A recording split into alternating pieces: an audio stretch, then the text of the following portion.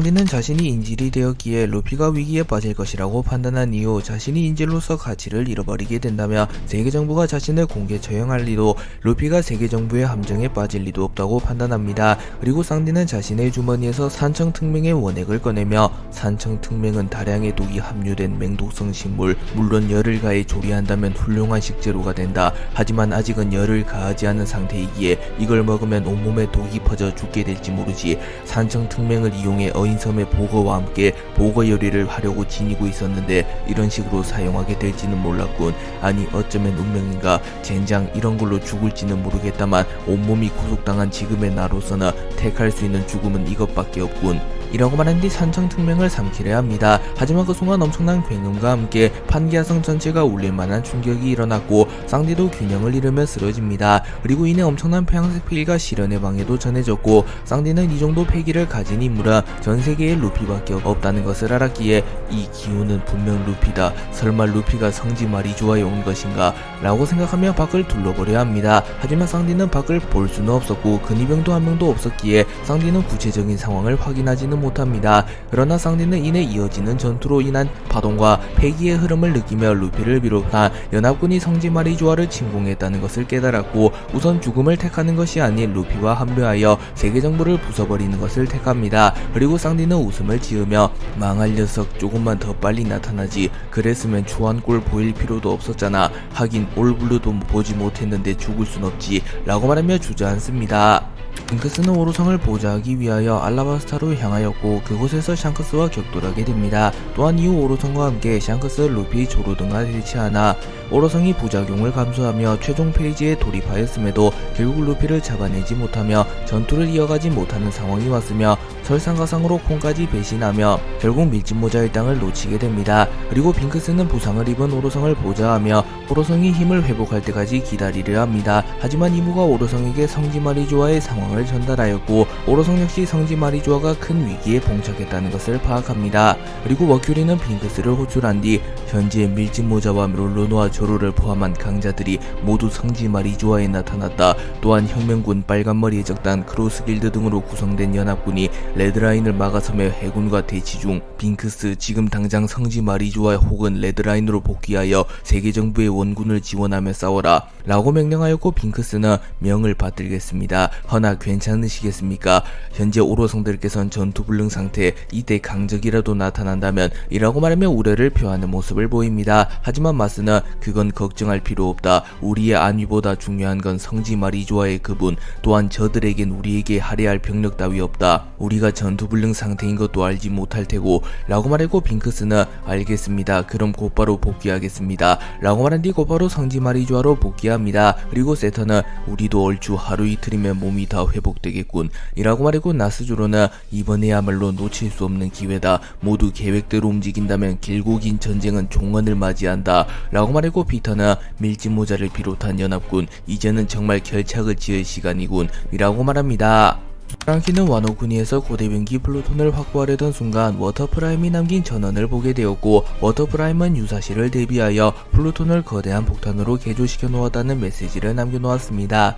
그리고 프랑키는 고의로 세계정부에 고대변기 플루톤을 넘겨주며 고대변기 플루톤이 성지 마리주아에서 폭발하도록 설계하며 함정을 팠고 세계정부는 이 사실을 꿈에도 모른 채 와노쿠니에서 플루톤을 넘겨받은 뒤 플루톤을 성지 마리주아로 인계합니다. 그리고 플루톤이 성지 마리주아로 인계된 이후 프랑키가 기폭장치를 활성화시켜 놓았기에 플루톤의 온도가 점점 올라가고 있었고 세계정부는 한창 침략자들과 혈투를 벌이고 있었기에 이 사실을 전혀 눈치채지 못합니다. 한편 프랑키는 와노쿠니에서 조로 로빈과 헤어진 이후 에이스의 스트라이커를 타고 베가펑크의 고향 벌지모아로 향합니다. 그리고 프랑키는 그곳에서 고대변기 플루톤을 재탄생시키기 위하여 이전에 외워뒀던 설계도대로 고대변기 플루톤을 설계하기 시작합니다. 그리고 프랑키는 긴 실험 끝에 고대변기 플루톤의 원리를 정확히 깨달았고 어떤 선박이라도 고대변기 플루톤과 같은 명선이 될 수 있음을 깨닫습니다. 그리고 프랑키는 써니오를 곧바로 플루톤과 유사한 엘레페리아 왕국의 첨단 기술을 접목시킨 새로운 배로 개조시키려 하였지만 현재 써니오는 나미, 초파, 우솝과 함께 항해 중이었고 프랑키는 이 사실을 알지 못했기에 우선 동료들과 합류하는 게 급선무라고 판단합니다. 그리고 프랑키는 루피가 각국의 혁명을 도운 이후 샤봉디 제도에서 집결하자고 말한 것을 떠올리며 자신 역시 샤봉디 제도로 향하였고 프랑키는 루피와 조로 등이 성지 마리조아를 침공했다는 사실은 꿈에도 모른 채 이제 동료들과 합류하여 써니오를 개조시키기만 하면 우린 더 이상 두려울 게 없는 무적이 된다고 라고 말하며 환하게 웃습니다. 나미, 우솝, 초파, 브룩은 세계정부와 알라바스타 간의 전쟁 도중 난입하여 알라바스타를 도와 세계정부와 맞서 싸웠고 이후 빨간머리 해적단과 루피의 도움을 받아 알라바스타에서 무사히 탈출하는 데 성공합니다.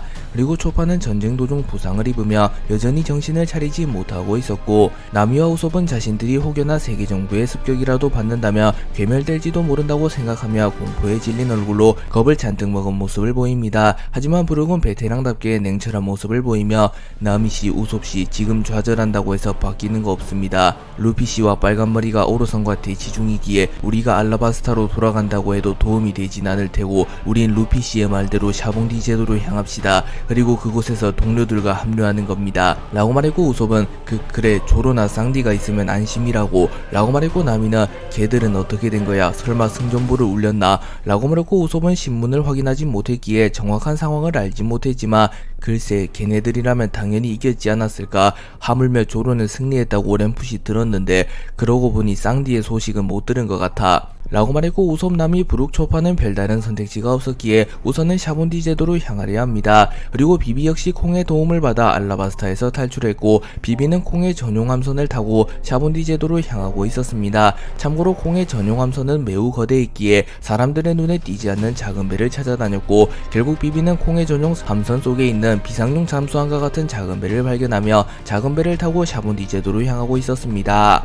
스모커는 해군이 레드라인에서 연합군과 대치하고 있다는 소식을 들은 뒤 곧바로 바이크를 타고 레드라인으로 향합니다. 그리고 스모커는 담배를 깊게 들이마시며 세계의 혁명이 잦아진 이후 세계정부는 과하다는 생각이 들 만큼 반기를 든 국가들을 처벌하고 있다. 제 아무리 반란군이라고 한들 그들 역시 생명체, 세계정부의 과한 대응이 정말 정의를 위한 것인가 아니면 권력을 이어가기 위함인가 라는 고민을 하며 세계정부가 혁명이 잦아진 이후 비가맹국 국가와 가맹국 계약을 해지한 국가들을 상대로 너무 심한 공격을 가하는 것에 대해 인간적으로 회의감을 느끼는 모습을 보입니다. 하지만 좋던 싫던 스모커는 거프 이후 새로운 해군 영웅으로 추대받고 있었고 세계정부에서도 스모커를 자신들의 최고 전력 중 하나로 추대하고 있었고 언론에서도 새로운 해군 영웅의 탄생에 기뻐하고 있었기에 스모커는 자신의 의지와는 상관없이 세계정부의 중심으로서 혁명을 막아서는 인물이 되어 있었습니다.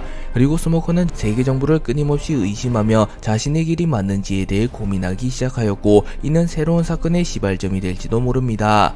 버기, 도플라밍고, 모리아, 크로커다일은 미호크의 원수를 갚고 쌍디에게 은혜를 갚기 위하여 레드라인으로 향하며 혁명군을 지원하며 해군을 막아서려 합니다. 그리고 버기, 도플라밍고, 모리아, 크로커다일은 적절한 휴식을 취한 뒤 곧바로 레드라인으로 향하였고 이들은 장거리 비행에 지치며 레드라인 근처의 블루마리아 섬에 경유하며 잠깐의 휴식을 가지려 합니다. 그리고 버기는 투덜대며 어이 아무도 도시락 안 가져왔나? 배가죽이 등에 붙은 기분인데 말이야 라고 말했고 크로커다일은 이런 녀석이 사왕이라니 죽은 흰수염이 알게 되면 오해하겠군 이라고 말했고 도플라밍고는 웃음을 지으며 훗훗훗훗 재밌는 녀석이군 이라고 말합니다. 그리고 잠시 후 모리아는 심각한 듯한 표정을 지으며 어이 잠깐만 나만 느껴지나 라고 말하고 버기는 무슨 소리냐 거대 멧돼지라도 나타났나 잡아 먹어버릴까 라고 말합니다. 하지만 크로커다일 도플라밍고는 이미 전투 대세를 갖추고 있었고 잠시 후 섬 전체가 하얀 연기로 뒤덮입니다. 그리고 버기는 로그타운에서의 악몽을 떠올리며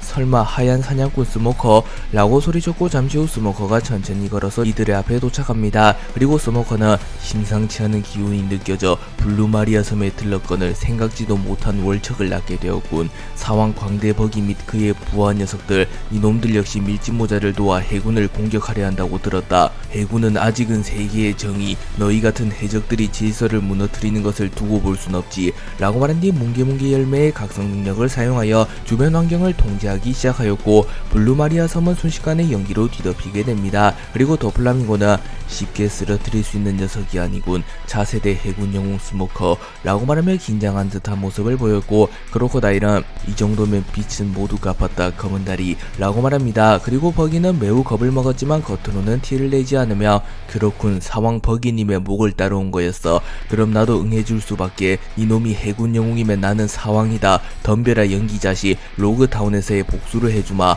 라고 소리치며 해군 영웅 스모커와 사왕 버기의 대결이 시작됩니다.